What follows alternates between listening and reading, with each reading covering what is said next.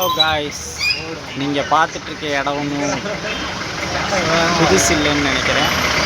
உங்களுக்கே தெரியும், ஒன்லி சப்பாத்தி. அதாவது இங்கே 6 ரூபாய்க்கு சப்பாத்தி கொடுக்குற இடம் இருக்கோம். பார்த்தீங்களா எவ்வளோ கூட்டம் இருக்குது.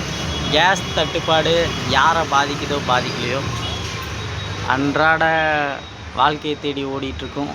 வெளியூரில் தங்கி படிக்கிறது, வேலைக்காக வந்திருக்கிற இளைஞர்கள், புதுசாக கல்யாணமானவங்க, தான் லைஃப்பை புதுசாக ஸ்டார்ட் பண்ணுறவங்க, அவங்க எல்லாத்து லைஃப்பையும் ரெகுலராக பாதிச்சுட்டு தான் இருக்குது.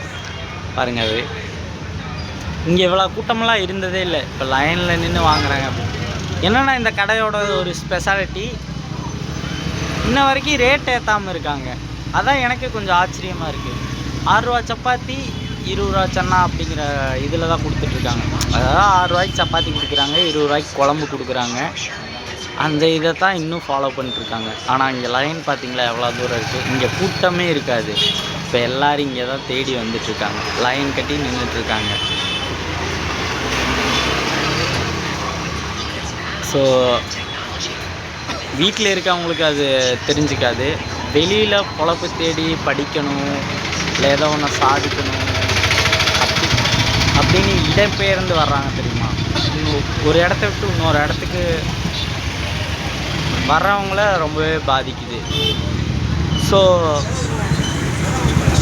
நான் சொல்ல வர்றது என்னென்னா, ஹோட்டல் உரிமையாளர்களுக்கு தான் மெயினாக சொல்கிறேன். தயவு செஞ்சு ரேட்டு நீங்கள் ஏற்றுறது உங்கள் சுச்சுவேஷனுக்காக ஏற்றுறீங்க. கேஸ் விலை ஏறிடுச்சு, அதனால நான் ரேட் ஏற்றுறேன்னு சொல்கிறீங்க.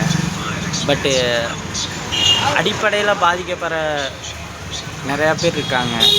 வெளியூர்லேருந்து பொழப்பு தேடி வந்து கேஸ் விலை ஏறுறதுனால யாரோட சம்பளமும் ஏறலை. இங்கே யாரோட அடிப்படையும் வாழ்வும் மாறலை. எல்லாருமே கஷ்டப்படுறவங்க தான். டெய்லி எவ்வளோ சம்பாதிக்கிறாங்களோ அந்த சம்பாதிக்கிறதுக்கு தான் வாழ்க்கை போயிட்டுருக்கு. ஸோ நீங்கள் சாப்பிட்ற பொருளுக்கெல்லாம் விலையேற்றுறப்ப கொஞ்சம் அடிப்படை மக்களை கொஞ்சம் திங்க் பண்ணி விலையேற்றணும்னு ஒரு ரெக்வெஸ்ட்டாக கேட்டுக்கொள்கிறேன்.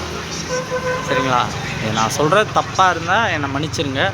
பட் உங்கள் மனசாட்சிக்கு என்ன சரின்னு படுதோ அதை பண்ணுங்கள். ஏன்னா இங்கே 1000 கோடி 500 கோடி சம்பாதிக்கிற யாருமே மாதத்துக்கு 1 லட்சம் 2 லட்சம் சம்பளம் வாங்குகிற யாருமே இந்த லைனில் நிற்க போகிறதில்ல. டெய்லி 500-600 ரூபா கூலிக்கு போராடுற அடித்தட்டு மக்கள் தான் இதில் பாதிக்கப்படுறாங்க. அதை மனசில் வச்சுட்டு நீங்கள் கொஞ்சம் தயவு செஞ்சு பண்ணுவீங்கன்னு நான் நம்புகிறேன்.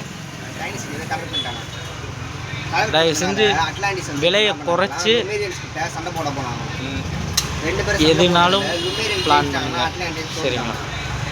ரொம்ப நன்றி. இவ்வளோ நேரம் இந்த வீடியோ பார்த்த எல்லாத்துக்கும் ரொம்ப நன்றி.